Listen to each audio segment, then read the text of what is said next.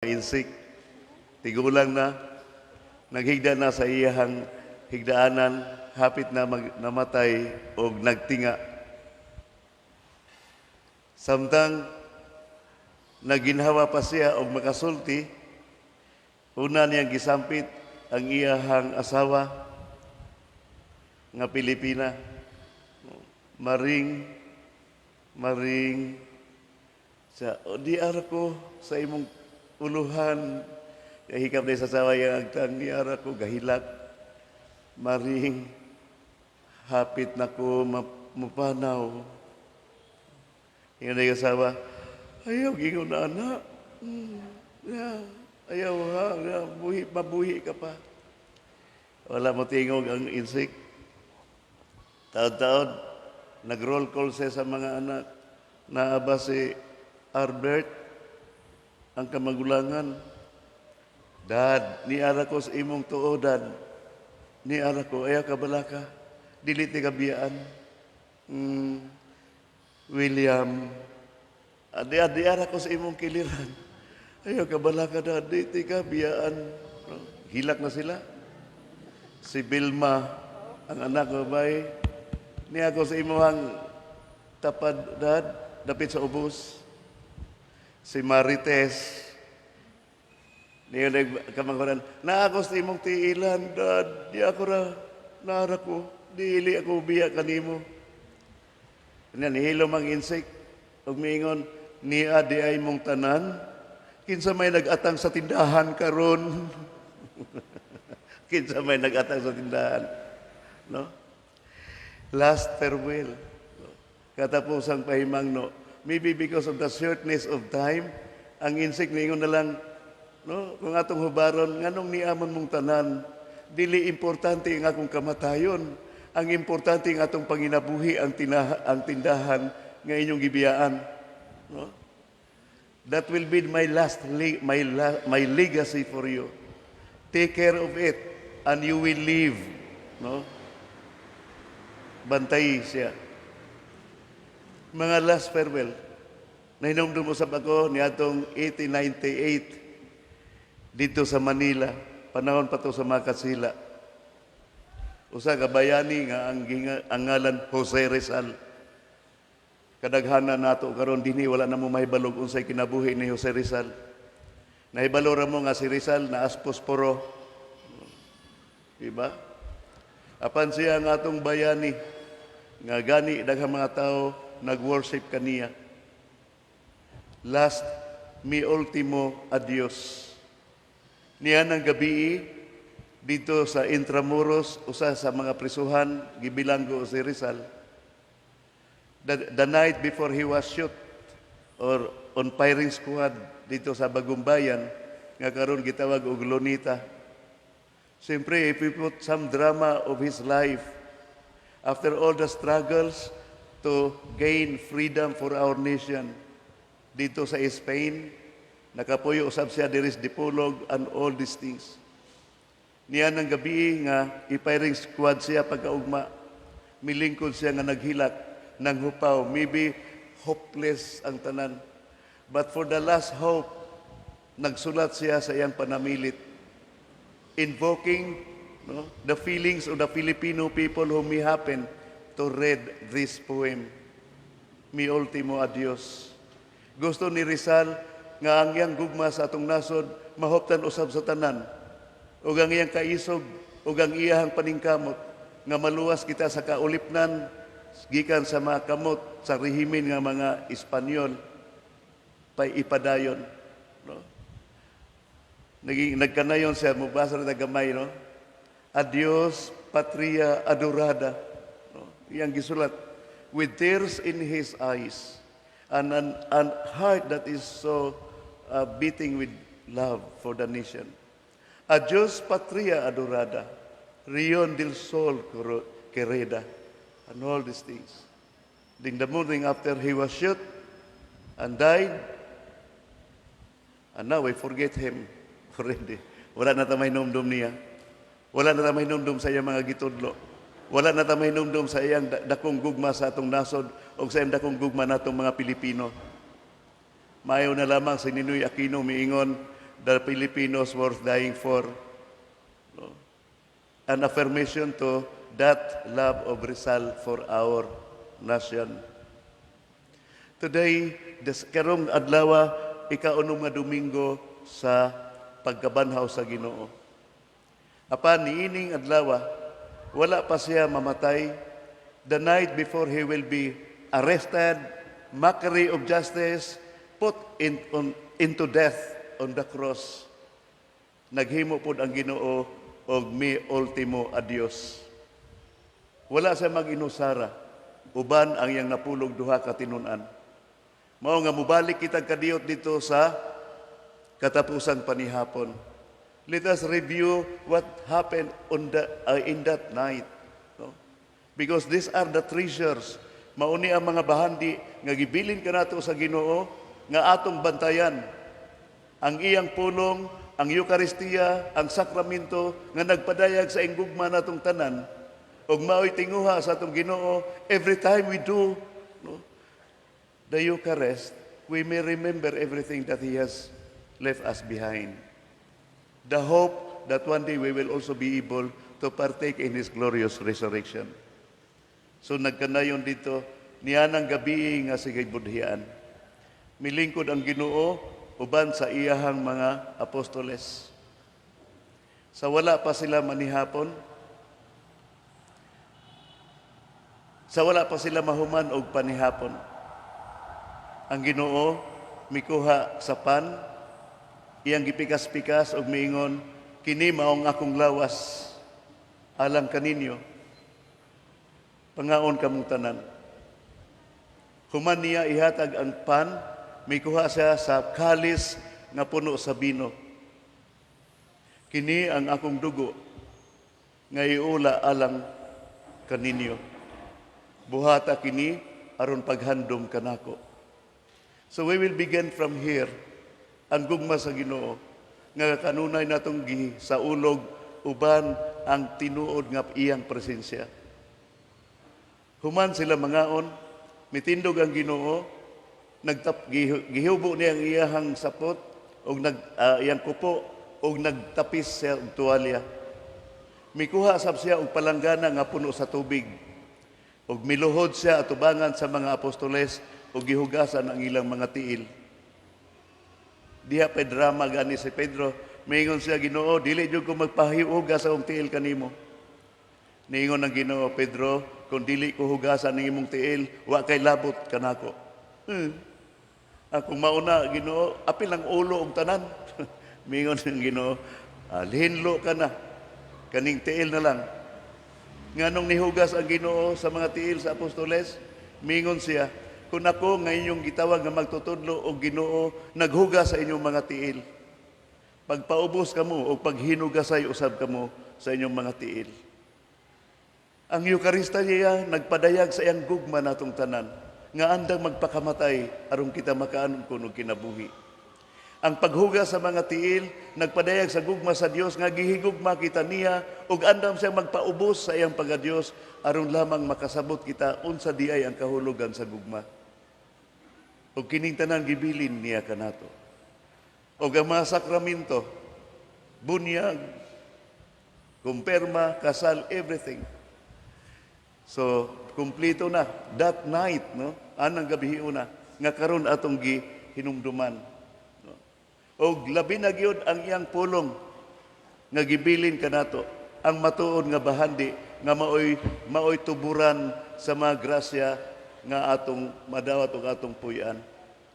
Mao man gani ang Ginoo dinhi sa atong ebanghelyo karon miingon, ang nahigugma kanako magtuman sa akong gisugo, mahigugma kaniya ang akong amahan ug ang akong amahan ug ako muanha og magpuyo diha kaniya. To each and every one of us. Mao nga, let us try to examine. Ato pong tanawon na atong kaugalingon, do we really love the Lord? Nagtuman kung nahigugma kita kaniya, gituman ba nato ang iyang mga gisugo? Di ba? Maybe one day before, no? Nagabati mo akong ikatang, honesty is such a lonely word. everyone is so untrue. Honesty is hardly ever heard, but mostly what I need from you. Honesty. Let us be honest to ourselves. And let us be honest to God, who is now an hour before will die for us. Have we been honest to His Word? Have we been honest doing His commandments? Mao ni importante, mga igsoon.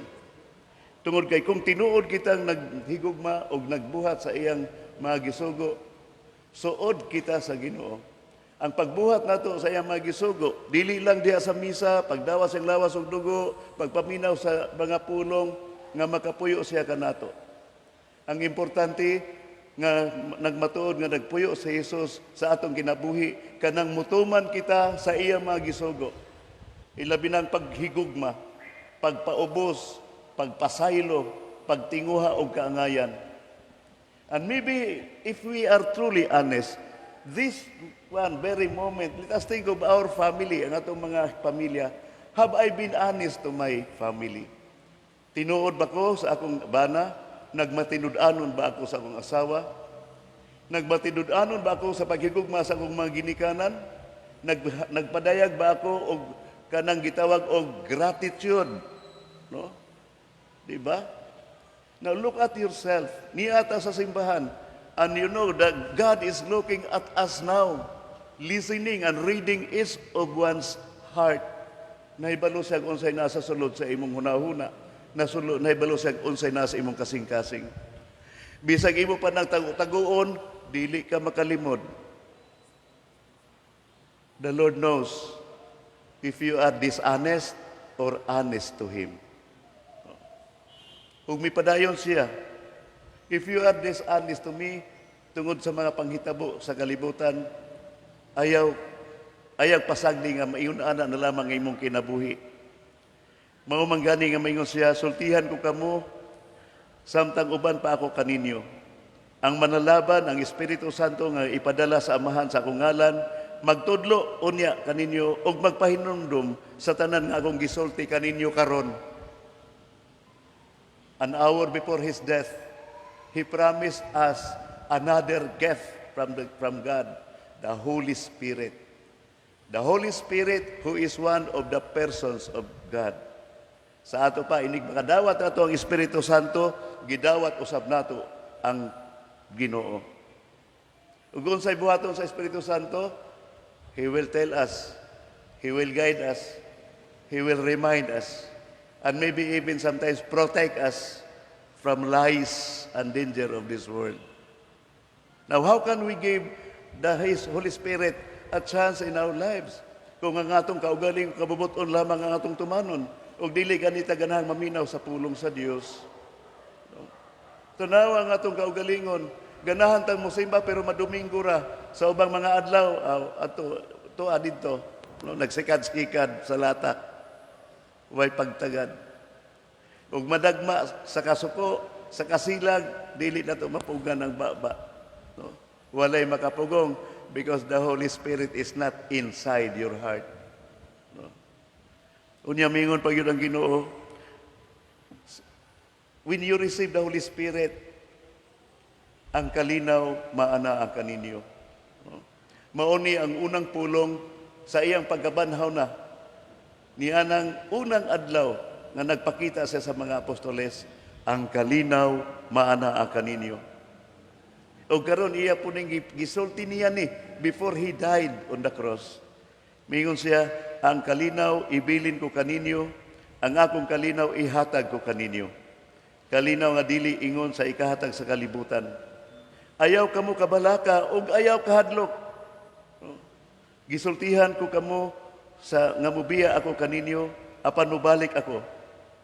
Kung gihigugma ninyo ako, maglipay kamo nga muadto ako sa amahan. Kay sa labaw man kanako. Gisulti nako kini kaninyo aron ini kahitabo na ining tanan motuo kamo. And then again, the question of honesty, tinuod ba ang atong pagtuo? Sa ikaduhang pagbasa, mga igsoon, if we are not really strong in faith, At least this will help us. Ang pananaw ni San Juan, ang bagong Jerusalem, nga nanaog gikan sa langit, nga naggilak-gilak sa katahom. Oh? Gidayan-dayanan sa mga bililhong mga hiyas, sama sa jasper, bulawan ug tanan. Og may napulog duha ka haligi nga nagsimbolo sa napulog duha ka tribo sa Israel. Og ang mga haligi usab gimarkahan sa napulog duha ka ngalan sa mga apostoles nga sumusunod sa kordero. Ang mga ngalan ni San Pedro, ngalan nila Mateo, Lucas ug uban pa. This is a vision that if we are true to the Lord and really doing His commandments, one day we will belong to that kingdom nga gipakita sa iyang pananawon. Lastly, sa unang pagbasa, how giun sa pagtubo ang simbahan ni Kristo. Again, pinaagi sa gugma. Daghang mga tribulations, mga hagit sa pagtuo nga mitumaw panahon ni San Pedro ug mga kauban. Apan nasolba dila kining tanan tungod sa ilang gugma sa Dios ug sa gugma sa ilang kaisunan nga ilang gipaambit sa mayong balita sa kaluwasan. Miabot ang usa ka krisis, article of faith.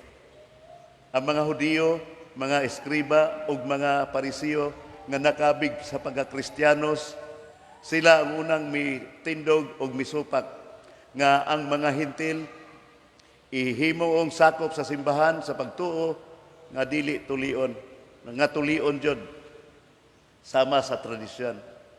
So dako nakahimo ni dako nga kagubot. Kaya ang uban bisag ikaw kung Hudiyo ka may bitaw, gituli gani mi kananong mga wala tulia, no? So sa una dito sa Cilicia o sa Syria, gipaningkamutan ni San Pablo o ni Barnabas nga masulbad nila ang maong problema. Apan kanunay gisulsulan sa mga Hudiyo nga nahimong Kristiyano, ang ubang pang mga magtotoo nga dili gyud dawaton ang mga hintil kung dili muagi sa tradisyon sa pagtuli. At tingali uban ninyo dinhi, unsa man gunang tuli, Father, sud-ana? Ang tuli ba kanang pagputol sa panit sa tumoy sa kinitao sa bata nga lalaki? Tuli. No? Sakit biya na, nakaagibiyata na. No? So mauni ang gilalisan. It could have been kung si Pedro, si Pablo o si Barnabas mibarog pa sa ilang kaugalingong katungod o nakig-away sa mga misupak, bungkag unta ang simbahan. Apan sama sa atong Ginoong Hesukristo, mikuha mikuha sa palanggana o gihugasan ang mga tiil. Si Pablo o si Barnabas nagpaubos usab. Mingon siya, kay kalma lang mo, kay muadto mi sa Jerusalem. Muadto mi sa mga apostoles ang tinuod nga simbahan. Mga sulugoon lamang kami. Ug kung unsa ang ilang hukom niining maong sitwasyon, maupoy among dalon dinhi kaninyo. Ug maoy atong tumanon. So mao ni as a church, ang atong simbahan sa kinatibukan, doon na tay Pangulo, ang Santo Papa, nga sumusunod ni San Pedro without walay pagkaputol. No? The presence ang Santo Papa, ang atong Papa Francisco. No? Og dayon may mga cardinals, may mga pari, may mga obispo na atay gitawag og magisterium, the highest teaching body of the church. So dito, gisangat ni Pablo ug Barnabas ang problema kabahin sa lalis nga panagtuli. After debating, kanang tinunay nga pagdebate, timbang-timbang sa sitwasyon, they prayed for the Holy Spirit's inspiration. Mga manggani nga kung basahon nato ang ang sulat nga gipadala ni San Pedro og makauban ngadto sa Galicia, miingon sila, unya gidasunan sa tibok simbahan kami mga apostoles ug ang mga pangulo sa maong simbahan nagkauyon sa pagsalig sa pagpiling mga tao sa ilang pundok aron ipadala ngadto sa Antioquia uban ni Pablo ug ni Barnabas, no? Bernabe, gipili nila si Judas nga ginganlag Barsabas ug si Silas, mga tawo nga gitamod pag-ayo sa mga kaigsuonan ug sa ilang ipadala kanila kining mosunod nga mga sulat. Ang mga apostoles ug ang mga pangulo sa simbahan mao niyang content nga inyong mga igsuon nangumusta sa tanan nga kaigsuonang dili Hudiyo nga nagpuyo sa Antioquia, sa Syria ug sa Galicia. Mao ni ang mga lugar nga dunay kagubot tungod sa isyu sa tuli. Nakabalita kami nga may mga sakop sa atong pundok nga nagsamok ug nagpalibog kaninyo tungod sa ilang gipanulti. Apan kini sila wala namo sugua sa pagbuhat niini.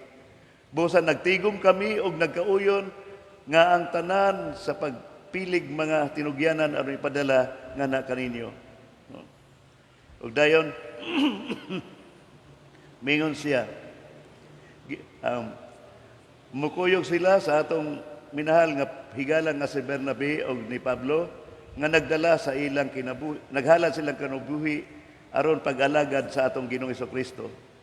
Busa among gipadala kaninyo si Judas ug si Silas nga maoy mosaysay sa mga butang nga among gisulti kaninyo.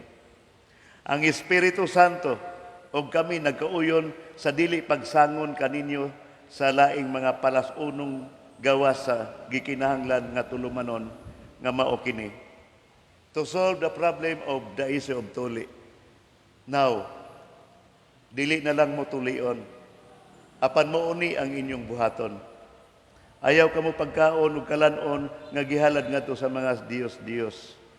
Sa ato pa, ayaw mo pag huna-huna nga doon na pailaing Dios. Usara ang Dios ni Abraham ug usara ang Dios natong tanan. Ngano maghalad-halad mo mga Dios, sa ato parang tuo mo ana nila. Ug paghaman inyong kanon ang inyong gihalad.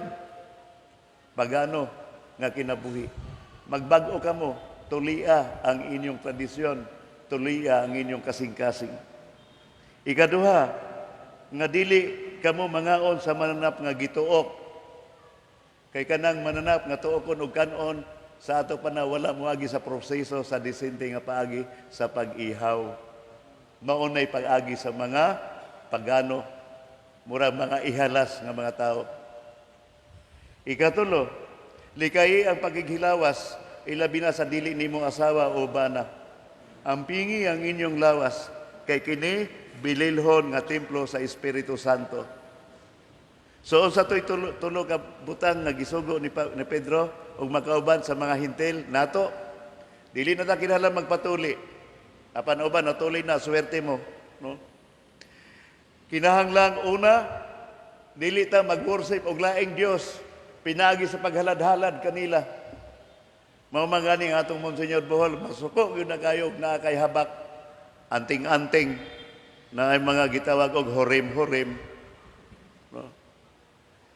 Ikaduha, kay kana nagmatuod nga di kay laing Dios. Di ba? Ikaduha, magpuyo kita nga matarong nga pagpuyo. Pinasobay sa gitawag natong social order. Ikatulo, likaya ang pagpanapaw. Di ba? Likaya ang pagpanapaw, ang paghihilawas sa dili nimo pinakaslan. Sa lakton nga pagkasulti, mahala ang imong lawas kay balaan kana. Ang paghihilawas, usar kana kabalaan nga ritual nga gihatag kanato sa Dios aron naay mosunod nato ining kalibutan na kung mga wala kita pinaagi sa bunga ni anang maong butang. So sagrado na siya. Sa pagbadayo nato sa atong misa, mga igsoon, this is the last farewell of the Lord. Ang misa atong mahalon. Ang pagdawat nato sa iyang dawas og dugo, nagpahinumdum siya nga siya nahigugma kanato ug ato siyang higugmaon. Ang mga kasuguan, the Ten Commandments, let us remember it and follow it more, maybe strictly now. Let us do our life with one another in a decent situation. Kanang matinud-anon o disente nga pagpuyo. Kay mauni ang tuyo sa atong amahan. Dinhi pa lang sa kalibutan, kita makatuna sa pagpuyo, saging harian nga gipakita kang San Juan diya sa ikaduhang pagbasa. Ang langit ug ang kinabuhi diin wala na'y katapusan. God is good All the all the time. time. Palihog manindog kita.